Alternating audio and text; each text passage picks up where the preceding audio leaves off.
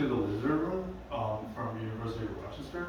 My name is Kevin, and today me and my friend Matt we're gonna show you guys how we take daily care of the green anole. So as you can see, we have 4 cages in this room.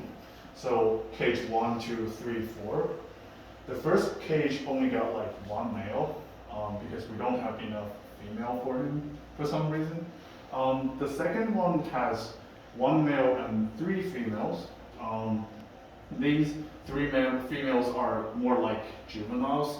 So during the past 2 months, we cannot see any mating behavior in this cage.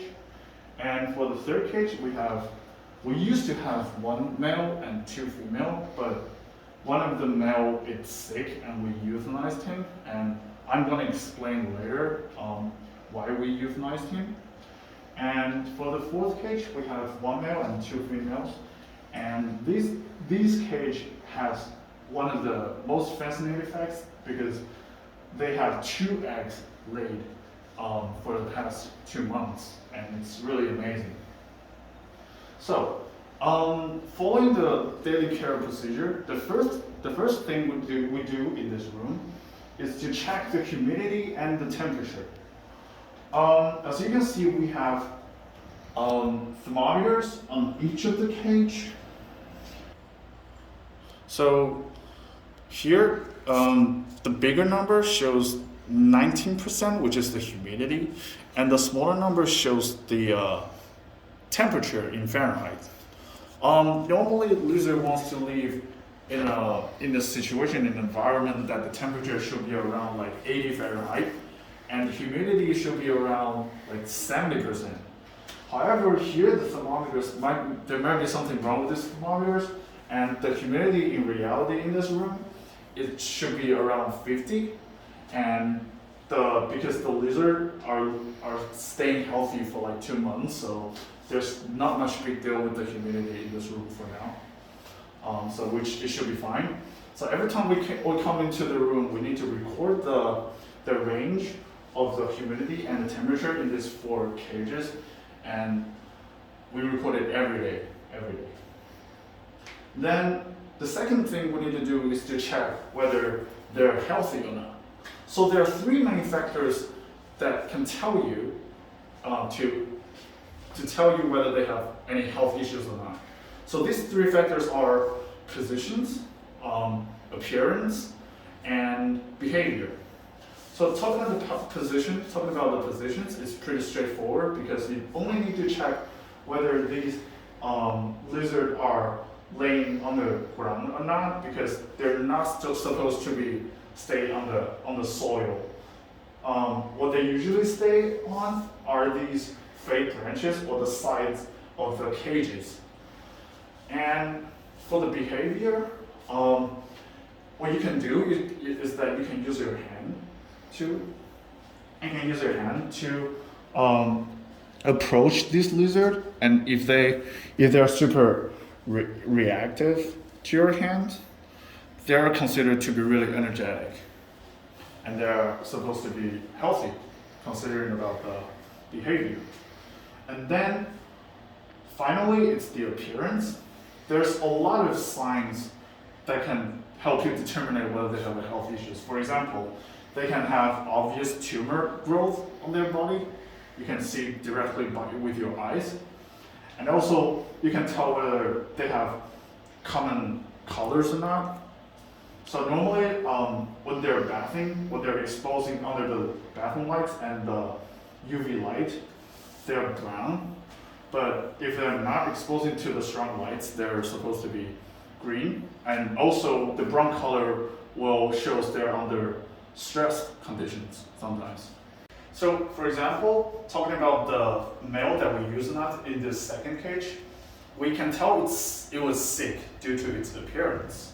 So it has several white dots on its back that is not normal at all, and this gives you a signal that he probably has parasites in his body, and also he has really overgrowth of the skin on his eye areas. and he cannot open his eye pretty well. And he's not reacting to my hands at all because he probably just cannot see my hands. So we can tell this lizard is not in a healthy situation, so we isolated him in this small cage, and based on the rules of the vivarium, we needed to euthanize him at the very end. So one more thing about the appearance is that sometimes the lizard will fight for maybe for food and for other reasons. So you need to check whether they have some wounds on their body. So if they have wounds, you have to call for help from the vivarium or the vet. So they will help you to probably isolate it and going through other procedures for taking care of them. So my name is Matthew. So we're going to go over briefly how we feed the lizards, which we do. We do it every 2 or 3 days, give or take, depending on their activity levels and such. We focus mainly on crickets, which normally in here, but we're currently out. The crickets are particularly prone to dying in captivity. We don't have a setup for it because it requires a 3-system setup with multiple different humidity levels and such, and it's very expensive, so we usually just order them. They're usually the best kind of food we have so far, mainly because of this calcium powder, which is very important for lizards. And the thing with the crickets is their skin is porous, so they just collect all the calcium powder very easily.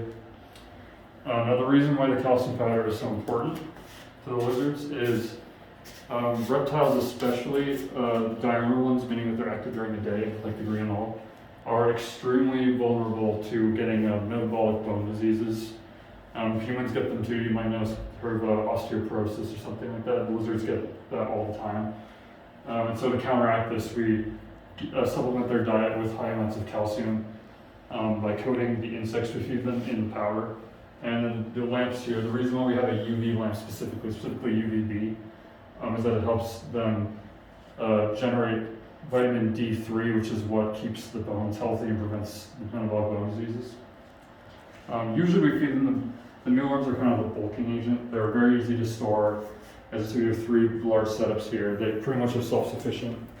All we really need to do is like every day or two is to give them usually some vegetables that are partially frozen for hydration and stuff, because they can eat the bedding here.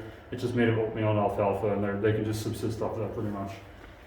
We also sometimes give them hydration crystals, which we put in these dishes you can see in the cages a little bit.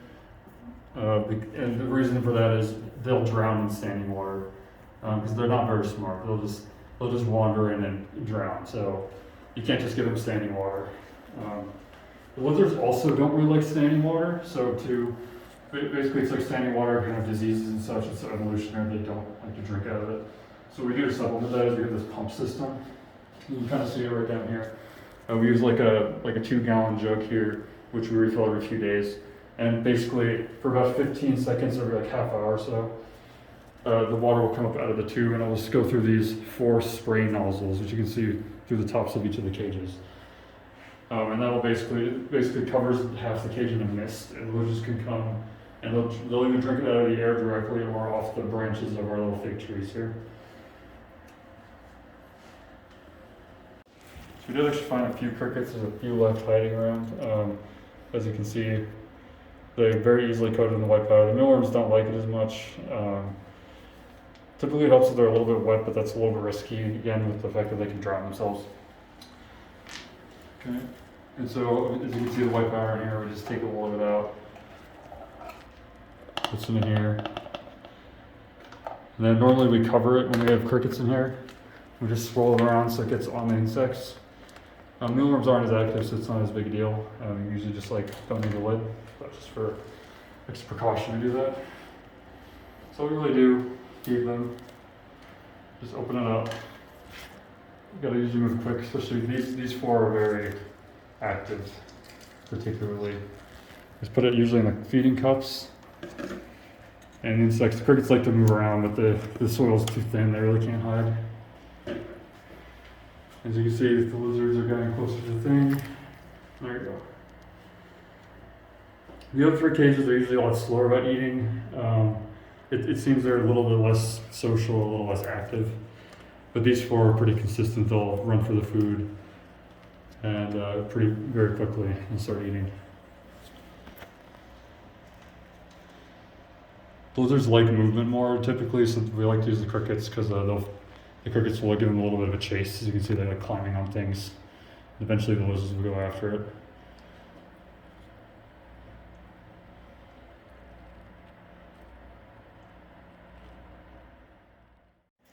So like one last thing we're going to go over like a little bit of the reproduction and the egg stuff. So as you can see here, these are the first two eggs we had. They've both been laid by cage 4, which is these 3 in here, which is the 2 female, 1 male cage. And as you can see, we've had a few eggs that are infertile. They look like this. They're kind of very small or a little bit yellowish. Usually this means that either there wasn't enough calcium in the diet because it's important for the formation of the eggshell, or that the mating process didn't complete successfully. Sometimes the females will just lay yellowish eggs if they haven't been mated with for a while. The reason why we keep the lizards under this temperature and humidity conditions is because it mimics their mating season.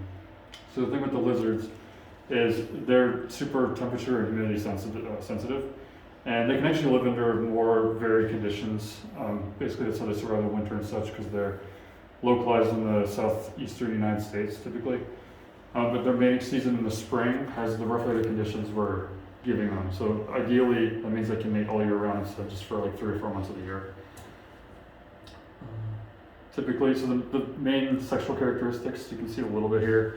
The females have a very pronounced white line on their backs with little black dots sometimes. So you can see with the one up there. The males have a lot weaker of a line, and they have this thing called the dewlap flap. I don't think we're gonna be able to see it because they don't like to use it when we're in here. But basically, it's a throat pouch. It's usually bright red, sometimes a little bit pinkish. And the females also have one, but the males are a lot larger. And they'll typically use it as a mating call kind of thing, or they'll usually go up to a high place and they'll do this little head bob dance thing where they flare their dewlap, and that's how they basically signal to their mates. The males don't get along very well. They're extremely territorial. That's why we have them separated. There's no 2 males in one cage.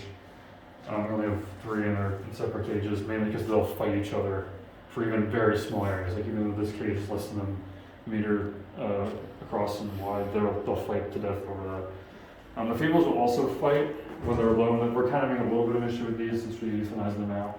This larger female will bully the smaller ones. We've been watching them. But usually when the male's present, they don't do that very much. The ideal ratio seems to be roughly 1 male to 3 females. Although this cages we have the best output so far. I think it's mainly because these are too young. But that's what we're aiming for. Of course, we need to basically get a few more females and then 1 more male to replace the euthanized one. But hopefully we'll get that relatively. All right, that's pretty much we do for our daily care. Sometimes we will also clean our room once a week, and we also clean the cages, these 4 cages, every month.